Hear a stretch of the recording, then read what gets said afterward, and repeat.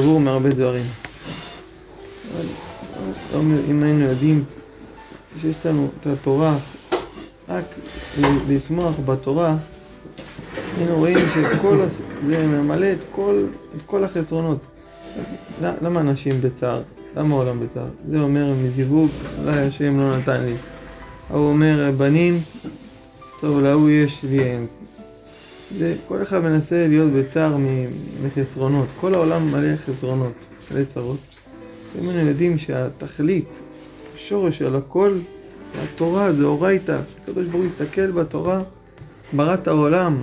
התורה זה למעלה מהכל. הראש של האדם צריך להיות עסוק בתוך התורה, שלא יעניין אותו שום דבר מהעולם. לא יעניין אותו כלום, רק התורה. להגיע אדם למדרגה כזאת שהוא ישמח בתורה, שהוא יהיה דבוק בתורה, שלא יעניין אותו משום דבר מכל העולם הזה, רק לשקוע בתוך התורה. תדעו לכם, העולם הזה לא שווה הנחה אחת אפילו, להתבלבל ממנו, להתבעד. אל תישברו משום דבר, אל תיתנו למחשבות רעות לטרוד אתכם, להתייסר בנפש מרפואה, מבעיות. תשמחו קודם כל, תשמחו שעשה אותנו מזרע ישראל. תשמחו בתורה הקדושה, שיש לנו את התורה, יש לנו את אותיות התורה, יש לנו לאן לברוח. יש לנו לברוח לתוך התורה, יש לנו את השם יתברך, יש לנו את התורה הזה למעלה מהכל. מה יש לעולם? לגויים אסור לקנות בהם, מה יש להם? אין להם שום דבר, או להבל וריק, אין להם שום דבר. אנחנו, השם נתן לנו מתנה, נתן לנו את התורה הקדושה. זכינו שיש לנו את התורה, איזה תענוג זה ללמוד. זה השמחה של האדם שצריכה להיות בעולם. התורה לא משנה כלום, כל העולם אבל. לא יתרוד אדם יהיה בצער מפרנסה, מכל ענייני העולם, לא להיות טעות, רק לשמוח בתורה. אז מרגישים את הגילוי של השם, את הקרבת השם. למה האדם מתייסר, העולם מתייסרים הרבה יותר? כי הם שוכחים מהתורה, מהמתיקות שלה, אז הם שוקעים בעולם הזה.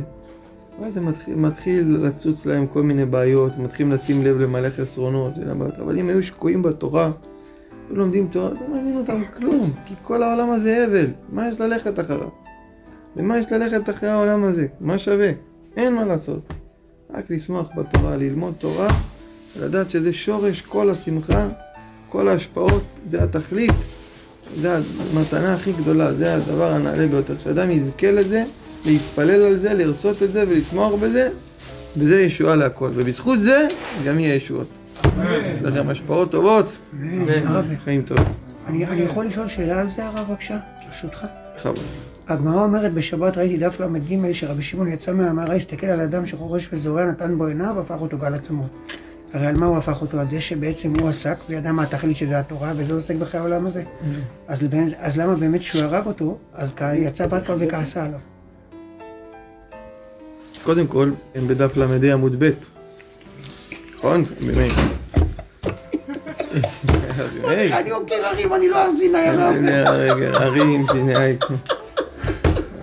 שם הגמרא אומרת על רבי ישמעאל ורבי שמעון, שהרבה עשו כרבי ישמעאל ועלתה בידן, כרבי שמעון בר יוחאי ולא עלתה בידן. ולמה? מדהימה, באמת למה? לכאורה זה כמו שאתה אומר, אז מה כל כך יש לבוא בטרוניה על אותו אדם שבאמת לא זכה להגיע לאותה דרגה של רבי שמעון, ועסק בחיי שעה, נכון, העולם הזה. אבל מה?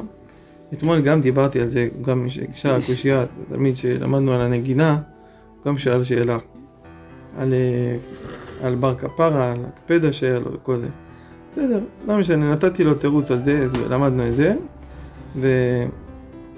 והסברתי לו את זה גם פי מהר"ל מפראג, וזה מי שראיתם אתמול, נכון? פשוט אתמול דיברנו על זה. לא משנה, זה נושא אחר בכלל, זה לא קשור. שגם הסברתי שנתן בו עיניו, הכוונה שהצדיקים נותנים בת עיניהם בשביל שיגלה את העצמיות שלו, את הפנימיות שלו, כאילו הצדיקים לא באמת חס ושלום מכנים, וגם אם יתגלגל עליו למיטה, השם ברוך הוא גלגל אותו ואז הוא יקפיד עליו, ובגלל זה, כאילו הוא התחייב כבר מיטה מקודם לכן, ואז יתגלגל אותו אחד, ובגלל זה, כאילו, נגזר עליו להסתלק, כאילו שלא רבי שמעון. לכן פרעה היה מזומן כבר למכות, והשם ברוך הוא זימן אותו, הם הגיע לו מכות, וזימן, זה גם החן אפרים מפרש. לא משנה, אבל אני אומר, מה הכוונה באמת עם רבי ישמעאל ורבי שמעון? באמת, לבוא, להגיע לתכלית הזאת של התורה, רבי שמעון זכה להגיע למתיקות של התורה, לתכלית שבתורה. ולא כל אחד זוכה, לפעמים כי יש גם בתורה, יש את הסודות של התורה. יש את הקבלה, את הסודות, הפנימיות. יש גם לדעת בארץ דרכך. לומדים הלכות נטילת ידיים, הלכות סעודה. לומדים ענייני הגשמיות של לחיות בתוך העולם הזה. כשאנחנו מזכירים את עצמנו שאנחנו נמצאים בעולם. זה המשמעות של אבל התורה רוצה להגיד לנו שגם בן אדם שנמצא בארציות, נכון? אבל גם את הארציות אתה צריך לקשר לשם. אז לכן כמו שרבי ישמעאל הוא עשה, רבי ישמעאל לקח גם את מנהג דרך ארץ. גם מנהג המלאכה, גם ענייני הארציות, מה שנקרא. גם הדרך של רבי ישמעאל, גם יבוא הגדול שבגדולים, יגיע לדרגתו. זה לא דבר שעכשיו לבוא להגיד שזה הבעל בית, כן? פשוט לסלול דרך, שגם הדרך הזאת היא צריכה לבוא ולגרום שתהיה לה עלייה. המשמעות, רבי שמעון אומר, מה הוא אומר? מה השורש הפנימיות בזה? רבי שמעון אומר, הכל אלוקות. להיות כל כולך באלוקות. לא להתעסק עם העולם הזה. אל תיגע בו. תרחף מעליו. זה דעת רבי שמעון. רבי ישמעאל אומר, תראה, תהיה בעולם, תיגע בו ותעלה אותו. רבי שמעון אומר, אל תיגע בו. אל תיגע, תהיה פרוי, קדוש, פרוש. אל תיגע בו בעולם הזה, כי כל מגע איתו לא תצליח לצאת ממנו במגע איתו. הוא יבלבל אותך. עכשיו, אנשים ניסו ללכת כמו רבי שמעון, בסוף נופלים מהכל, לא יכולים. אבל כמו רבי ישמעאל זה יותר, מה העניין הזה של מלאכה? למה צריכים את זה? למה צריך לדבר עם בני אדם? למה צריך תפילה במניין גם? מעבר למעלות ולמדרגות ונקדשתי והדרגה הזאת. אלא שיהיה לנו לפקח את הדעת, שנדבר עם הבריות. אנשים לא התבטלו במציאות מגדולת השם. ראו גדולת השם, לא יכלו לחיות יותר. לא יכלו לחיות. אם נזכה לגילוי כמו משה רבנו, שהוא היה במעמד הר סיני, לא יכלו לחיות. אז שזה, בתורה, יש לנו צריכים לדעת איך ללכת כל פעם לפי הזמן. ואיפה השם עושה לנו את זה? בזמנים, במועדים. יום כיפור עושה לנו צום. תהיו כמו מלאכים עכשיו. עכשיו אתם מלאכים. עכשיו כולכם כמו רבי שמעון. לא נוגעים בעולם. לא נוגעים.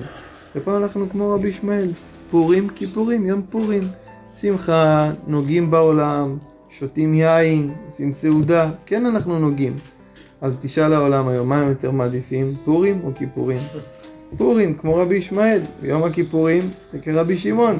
קשה להם להגיע לדרגה כזאת של פרישות ולפרוש מעולם. לכן צריך לדעת תמיד איך לקרב את התורה.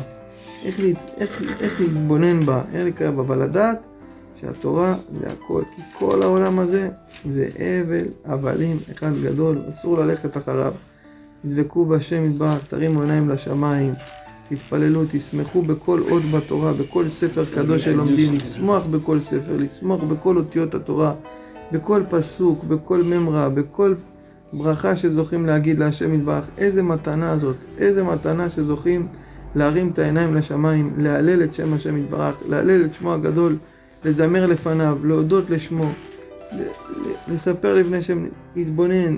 איזה מתנה זאת, לשמוח בתורה הקדושה ולדעת שזה התכלית, וזה העיקר של כל העיקרים, בי רצון שהשם יתברך יזכה אותנו. אמן. נהיה בשמחה רק מהתורה הקדושה, ולא נתבהל משום דבר שבעולם. אמן.